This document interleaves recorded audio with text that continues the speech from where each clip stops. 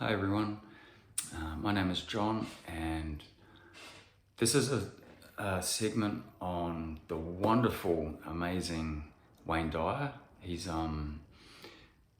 such a beautiful teacher, and he's so inspiring. And for me personally, I actually really relate to the later years of his life, especially the last couple of years. And this snippet, what he talks about is definitely the later years of his life. For me personally, I think that he had kind of three major chapters in his life. He had the first one when he was on tour and he was just trying to make it on the scene, and he was really, in his later years, he looks back on his first chapter in his life, the first kind of 20 years of trying to make it, and he admits that he was so full of himself and so full of ego. And the middle chapter was when he kind of met Louise Hay and he really settled down into himself. And then the third chapter, this is just my personal opinion, the third chapter of his life was when his wife left him, and then he moved to Maui, and that's when he was diagnosed with leukemia. And like he says in this video, back then it was incurable. But it was really interesting because when he passed away and they did the autopsy, there was no trace of leukemia in his body. So I personally think that he died of a broken heart, but that's just my personal view. But I really, really, really love this video and this message so much, because it's kind of in two parts. The first part is when he expresses the I am. And I think that Louise Hay expresses it a little bit differently. She expresses it as, when you look in the mirror, what do you say to yourself? Do you say, I am fat, I am ugly, I am stupid? Because it really solidifies, and then you start believing that. And then what happens is your mind will look for evidence of that belief system. So, whereas it's a choice to say, if you look in the mirror and go, I am beautiful, I'm a beautiful person, I'm lovable, I'm grateful, is a huge one. So the first part is the I am. And Wayne Dyer just delivers his speeches so beautifully. And the second part is the immense power of the imagination, which I really, really, really relate to. So I really hope that you enjoy this as much as I did. Just my cells in my body were tingling when I was listening to this. So even if you get one thing out of this, I'd be so, so happy. So please enjoy it. There are no accidents in this universe. Everything that takes place have the pieces moved around by something bigger than all of us. And so it was called the I Am Discourses. And I quote from the I Am Discourses. The first expression of every individual everywhere in the universe, either in spoken word, silent thought, or feeling, is I am. Recognizing its own conquering divinity. The student, me, you, all of us, endeavoring to understand and apply these mighty yet simple laws, must stand guard more strictly over his thoughts and expression, in words or otherwise. For every time you say, I am not, I cannot, I have not, you are, whether knowingly or unknowingly, throttling that great presence within you. You must be conscious of how you use these words. I am. I am strong. I am well. I am content. Even if your senses tell you something different, I am. And as we move now into the meat of this program, you'll see that putting the words I am in front of something into your mind and imagination is a very powerful way to attract into your life. recognizing your own divinity. Particularly the work of Neville and the work of U.S. Anderson and the I Am discourses. I came up with, in putting that all together, what I call 5 wishes fulfilled foundations for being able to attract into your world and become the kind of person that you expect yourself to be. Remember what I said about the quote on the wall of the swimming pool. If you want to accomplish anything, which means to become an extraordinary level of consciousness person, you must first expect it of yourself. You must see yourself and be unafraid to say to yourself, I am connected at all times to my source, to the divine mind, to the Tao, to God, to that which is the creator of all. I am a part of it. And the first of these 5 foundations I call imagination. Imagination. Many of our greatest thinkers have spoken about the power of imagination. William Blake said that what is now proved was once only imagined. Now think about the importance of that. If you want to have something show up in your life, the kind of person you would like to become, manifest something new into your life, something powerful, whatever it might be, you obviously must first be able to imagine it. Your imagination. This is yours and yours alone. You can place anything into your imagination that you want to place there, independent of what anybody else says about it, independent of what your senses tell you, independent of all the evidence that may be to the contrary. You can place into your imagination an I am that represents what you would like to attract into your life and make it come into fruition. Einstein's most famous quote, one of his most famous observations, he said, imagination is more important than knowledge. Knowledge is limited. Imagination encircles the world. Placing these I ams into your imagination, I had some of you I'm sure know about it because it's been all over the papers and so on, a diagnosis of leukemia a couple of years ago. And for a while, I kind of began to believe some of the things that were being told to me about what happens when you have this particular kind of leukemia. And I have instead, in the last year or so, had some of the most amazing, astonishing things happen into my life, where I have felt I was just so alive and so strengthened and so fully connected to my source, knowing. Basically, I have a knowing in here that life itself is a sexually transmitted terminal disease, okay? That's basically the fact, all right? So I'm not saying that all you have to do is put into your imagination an I am that says I am and you're going to live forever. That isn't, but every moment that you do have until you are called can be a moment of exquisite, extraordinary power living from that place. And that's the decision that I made.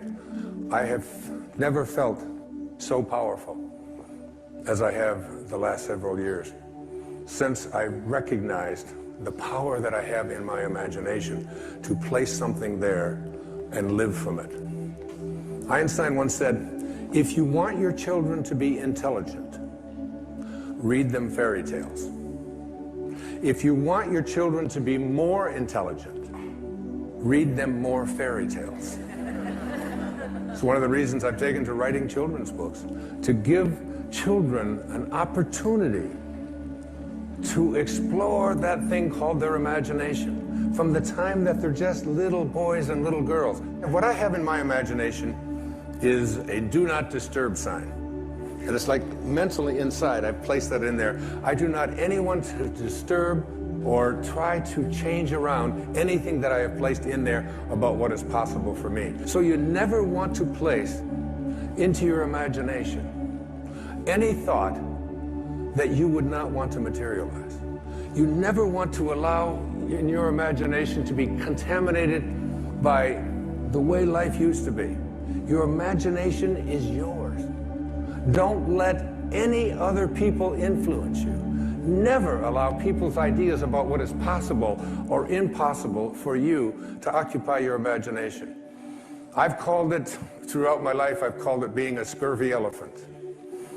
When I was in the 3rd grade, I was living in a foster home out in Mount Clemens, Michigan, and I came home from school and I talked to Mrs. Scarf, and I said, Mrs. Scarf, what's a scurvy elephant? And she said, where did you hear that? And I said, I don't know, Mrs. Poole, my 3rd grade teacher, was talking to the principal, Mrs. Smith, and she said Wayne Dyer was in his classroom and called me a scurvy elephant. So she got on the phone and she called up, and the principal said, oh, that's Wayne. He gets everything mixed up. She didn't say that he was a scurvy elephant in her classroom. She said that he was a disturbing element in her classroom. A disturbing element is someone who has in their imagination the possibility that they can do anything, that all things are possible. Again, it's one of those great lines from the New Testament. With God, all things are possible. Now you tell me, what does that leave out? What does all things are possible leave out?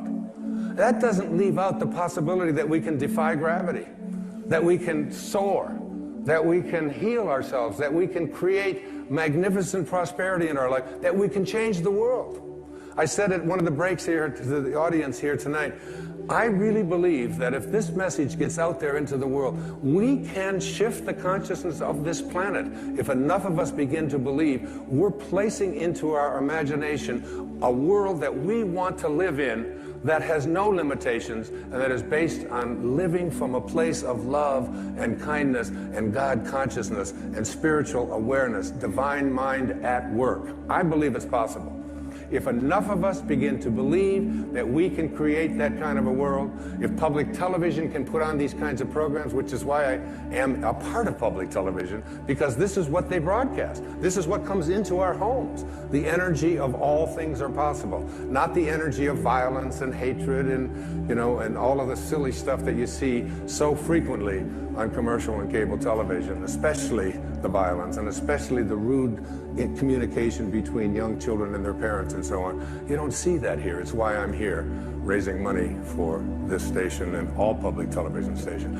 Einstein, once again, this man of imagination, said logic will get you from A to B, but imagination will take you everywhere. That's the first of these wishes fulfilled foundations. The second foundation is very significant and very important. I call it living from the end. This is one of the harder ones for people to get, but I'd like you to go again to the New Testament. Look at Romans 4:17. In the presence of him whom he believed God, who gives life to the dead and calls those things which do not exist as though they did. And calls those things which do not exist as though they did. Those are very important, significant words. You have to be able to call the things which you have not seen yet materialize and manifest into your physical world. You have to be able to say to yourself, I call those things that I would like to become as if they already do. And you place into your imagination fearlessly the I ams which you would like to create for yourself. And when it's time for me to write another book, I don't even know what it's going to be. I just know that it starts germinating inside me. And it's like a calling, it's like a passion. And I'm over there at my writing space. And before I do, I come up with the title. And before I even write one word, I did it with this book, Wishes Fulfilled. I take a jacket, this isn't even my book. And I take this jacket and I ask the art department at Hay House if they will please design a book with this title. And I put it around another book, which I have done, and I set it on my writing space next to Ralph Waldo Emerson and Jesus Christ picture and Paramahansa Yogananda and my children and the people that I love deeply and profoundly in my life. And I look at it with 3 white candles that I light every single time I sit over there. And I look at that jacket. And it's as if I call those things, the book does not exist. I call it as if it did. When my leukemia diagnosis came in, the information that was sent to me continuously was, it's incurable. This is something that you can't change. And I would say to my children who would send me this, I would say, I'd really appreciate it if you didn't send me that kind of stuff. And they'd say, what do you mean? Why, Dad? Why wouldn't you want us to send that? It says that right in there. I said, what part of I am well is it that you don't understand? Because I have placed that into my imagination. I have a wonderful quote by the man I've cited before. His name is Neville, and it goes like this. He says, disregard appearances, conditions, in fact, disregard all evidence of your senses, that is what your eyes and ears tell you, that deny the fulfillment of your desire, whatever it is you want to attract into your life. Disregard appearances, conditions, in fact, all evidence of your senses that deny the fulfillment of your desire. Rest in the assumption that you already are what you want to be. For in that determined assumption, you and your infinite being, your extraordinary self, which is what this program is about, are merged in creative unity, and with your infinite being, God, all things are possible. God never fails, and you are a piece of that which never fails. And you are going to move beyond just being a piece and just being a fragment and just being a segment until it becomes your overwhelming knowing that you have within you this divine capacity. You don't need evidence of your senses. I wrote a book a few years back. The title of it, I had to get my publisher because they didn't understand it. They called back, they said, I think you got this wrong. I said, no, it's called You'll See It When You Believe It. Not the other way around. People will say, well, I'll believe it when I see it. It doesn't work that way. You'll see it when inside you have a knowing. And Neville also said, therefore, to incarnate a new and a greater value of yourself, you must assume that you already are what you want to be, and then live by faith in this assumption. Now, this flies in the face of so much of what you've been told, because you have a tendency to believe that what your eyes and ears tell you is reality. But this is what we know by our senses. Just this little tiny fragment. I can't even get, it's like a millionth of a millimeter. And all that is unknown is in the invisible, in the imagination. And most of our attention is focused on, this is my beliefs and my disbeliefs about what is possible and what isn't possible are here. And it's an endless universe. So placing I ams into your imagination is one thing. It's an intellectual act. Living from the end means that you call the things which do not exist as if they did. You begin to say to yourself, you don't have to say it to anyone else, you don't have to write it down, you don't have to get anybody else's approval, you don't have to look on the internet, you don't have to do anything like that.